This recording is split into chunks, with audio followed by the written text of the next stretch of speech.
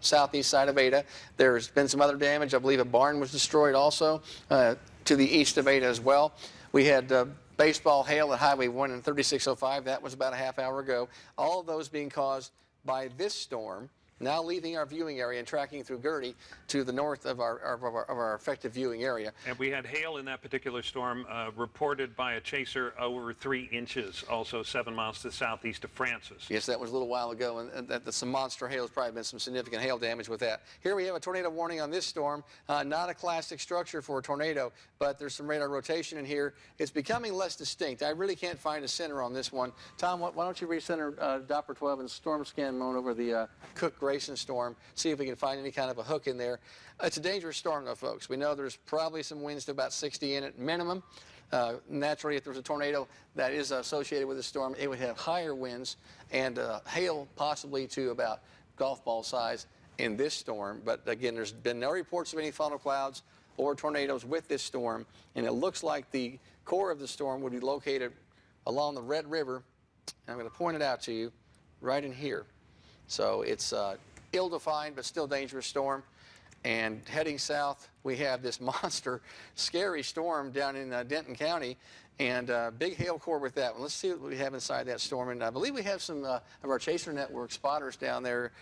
If we do, after I do this scan, let's pull that up, take a look at the velocity in that. Pretty good rotational couplet there with the green and the red.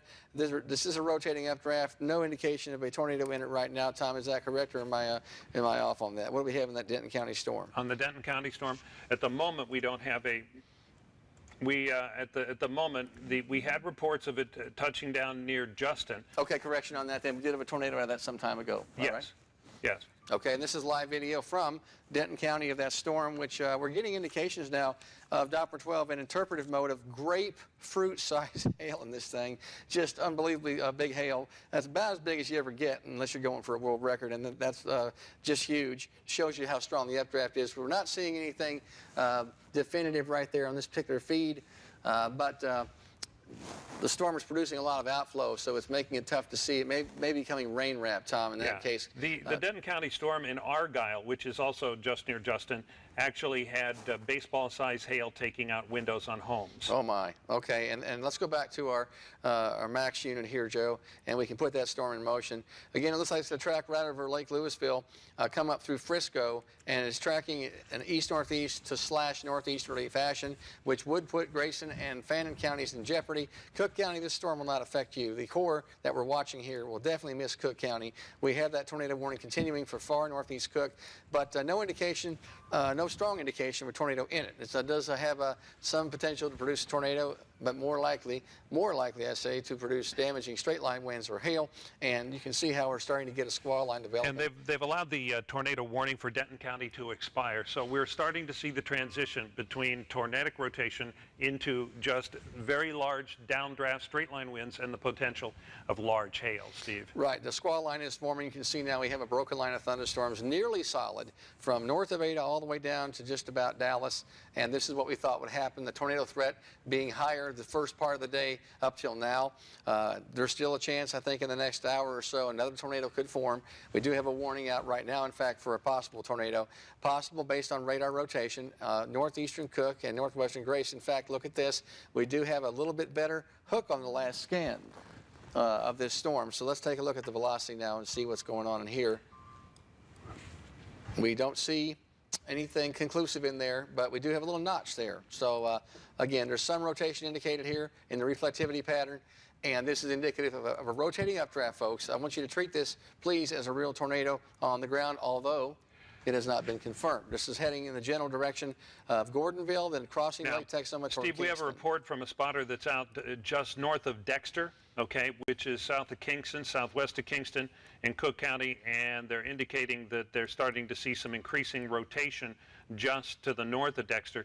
And that, of course, that storm is moving into Grayson County at this time.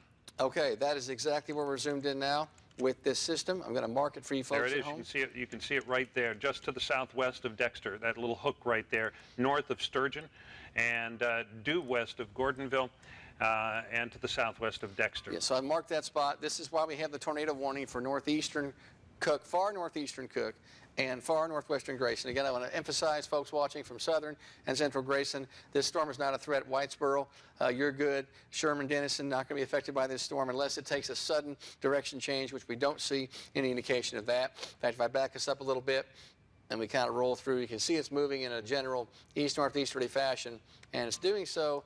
Let's see what the latest speed on that was. I believe 35 miles an hour or 25 miles an hour. Tom, which is it? Help me out here. Hang on for just 1 second. Let me pull it up here. These storms change speed constantly, folks. So yeah, we're moving at 35 miles an hour to the northeast, so they haven't changed that in the last report. Although it may be starting to slow down just a tiny bit. Okay, let me put a storm tracker on that so we can see who's threatened by this storm downstream and when. So here's the core, folks, with a possible tornado. No confirmation of that. In fact, spotters at the scene do not report a tornado. Let's take it northeast. Here's some ETAs for you downstream. So it's over Dexter now. We're looking at it to be over Cedar Mills in about 10 minutes. Kingston, about a half hour for you. And I cannot stress enough, Tom, that even if a tornado does not form from this storm, it's capable of producing large hail. It's got a healthy updraft on it. Whenever you see a notch like that, it indicates a rotating updraft.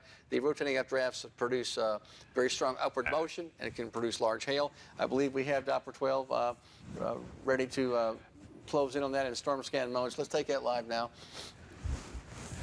Steve, at this point, that storm moving up toward Dexter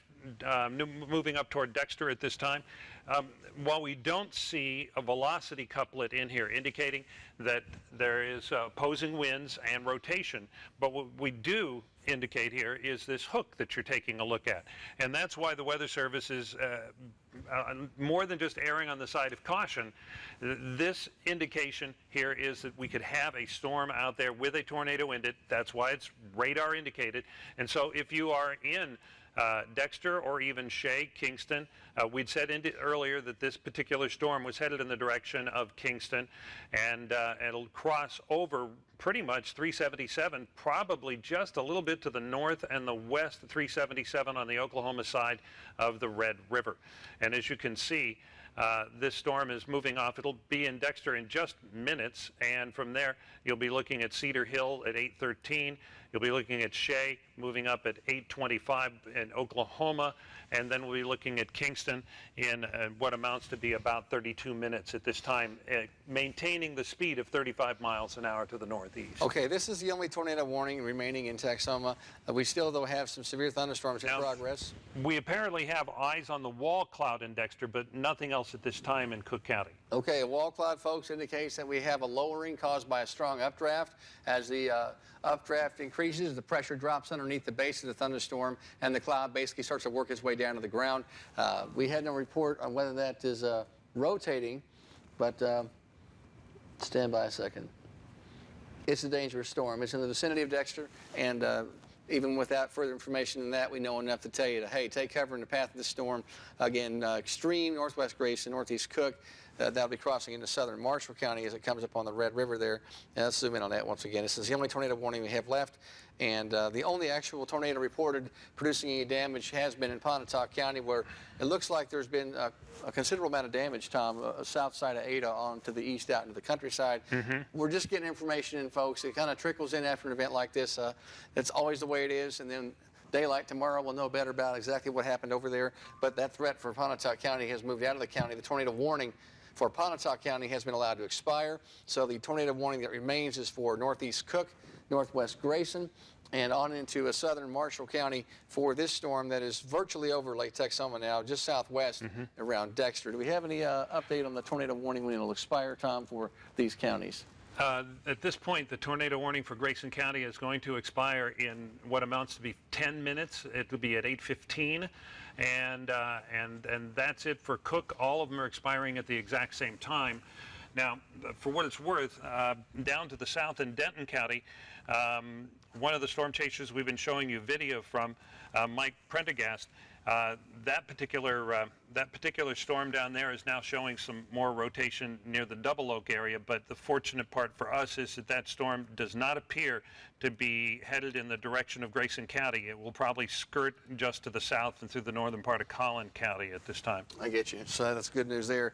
We can't write that storm off, though. That one in Denton County is really a monster. Well, and we've got a chaser on that particular storm who is reporting some evident rotation on the backside of the storm near Double Oak, which is in Denton County. Here I've zoomed in on that storm, Tom, to show the folks at home just how intense it is. It's right over Lake Louisville now. There have been reports of funnel clouds as far north as Denton.